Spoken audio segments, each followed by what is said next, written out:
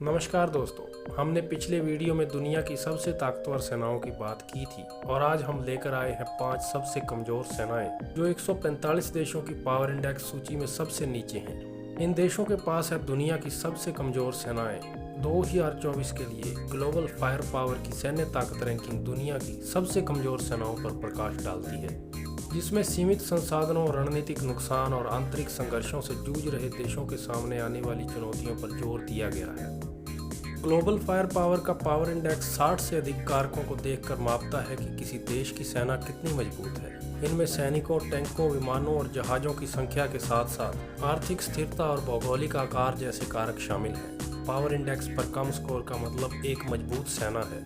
यह जनशक्ति, उपकरण और संसाधनों जैसे विभिन्न पहलुओं पर विचार करते हुए देशों की उनकी सैनिक क्षमताओं के आधार पर तुलना करने में मदद करता है। तो दोस्तों, सबसे कमज़ोर सेना नंबर 5 कौन सी है वो बताता हूँ, लेकिन उसके पहले आप सबका दिल से शुक्रिया कि आपने हमें इतना सपोर्ट किया। और आगे बढ़ने से पहले प्लीज़ वीडियो को लाइक और चैनल को जरूर सब्सक्राइब करके जाइए।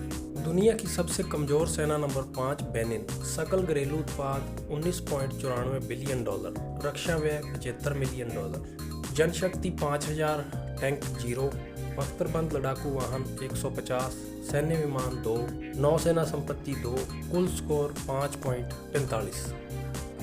कम जनशक्ति और सैन्य उपकरणों की छोटी सूची के कारण बेनिन की सशस्त्र सेना दुनिया में सबसे कमजोर सेनाओं में से एक है।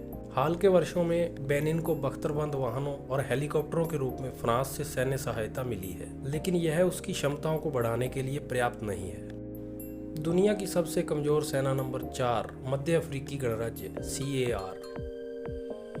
सकल घरेलू उत्पाद $2.76 बिलियन, रक्षा व्यय $41 मिलियन, जनशक्ति 10,000, टैंक 3, बख्तरबंद लड़ाकू वाहन 228, सैन्य विमान 3, नौसेना संपत्ति 0, कुल score 4.8। Central African Republic CAR दुनिया के सबसे अस्थिर और कमजोर देशों में से एक है और दूसरा सुरक्षा चुनौतियों से घिरा हुआ है। रूस ने अपने भू राजनीतिक उद्देश्यों से प्रेरित होकर हाल के वर्षों में CAR को सैन्य उपकरण दान दिए हैं, जिसमें 2022 में प्रशिक्षण के लिए एक L-39 विमान भी शामिल है। ऐसी भी खबरें हैं कि मॉस्को इस साल देश को इसमें से 6 और देने की योजना बना रहा है। ऐसा कहा जा रहा है कि CAR की अर्थव्यवस्था और रक्षा खर्च के आकार को देखते हुए एक मजबूत सेना बनाने के लिए अभी भी एक लंबा रास्ता तय करना बाकी है। दुनिया की सबसे कमजोर सेना नंबर 3 बेलीज। सकल घरेलू उत्पाद $3.22 बिलियन, रक्षा व्यय $19 मिलियन, जनशक्ति 2000, टैंक 0, बख्तरबंद लड़ाकू वाहन 130, सैन्य विमान 2, नौसेना संपत्ति 10, कुल स्कोर 3.5। मध्य अमेरिका में बेलीज की सेना दुनिया की सबसे कमजोर सेनाओं में से एक है, जिसकी जनशक्ति केवल अनुमानित 2000 सैनिकों की है। अमेरिकी सरकार नशीले पदार्थों, मानव तस्करी और अन्य संगठित अपराध के खिलाफ लड़ाई सहित कई मुद्दों पर बेलीज के साथ मिलकर काम करती है। बेलीज द्वारा संचालित दोनों सैन्य विमान अमेरिका से प्राप्त हुए थे। कमजोर सेना नंबर 2 लाइबेरिया।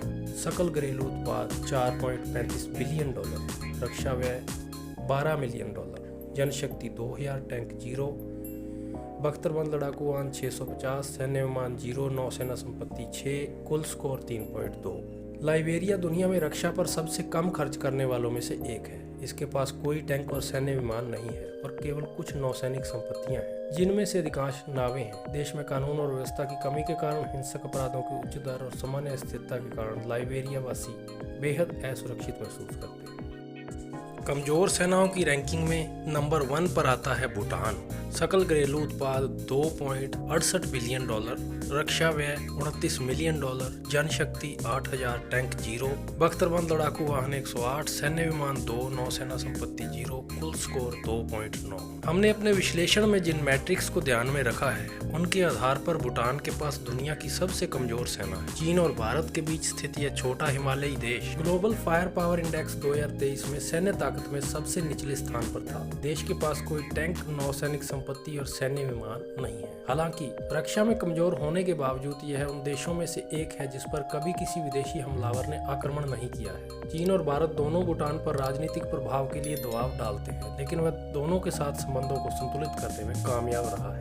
तो दोस्तों, आज की वीडियो में इतना ही। अगर आपको हमारे वीडियोस पसंद आ रहे हैं तो प्लीज़ आप कमेंट करके हमें ज़रूर बताएं। फिर मिलेंगे आपको एक नई वीडियो के साथ। तब तक के लिए नमस्कार।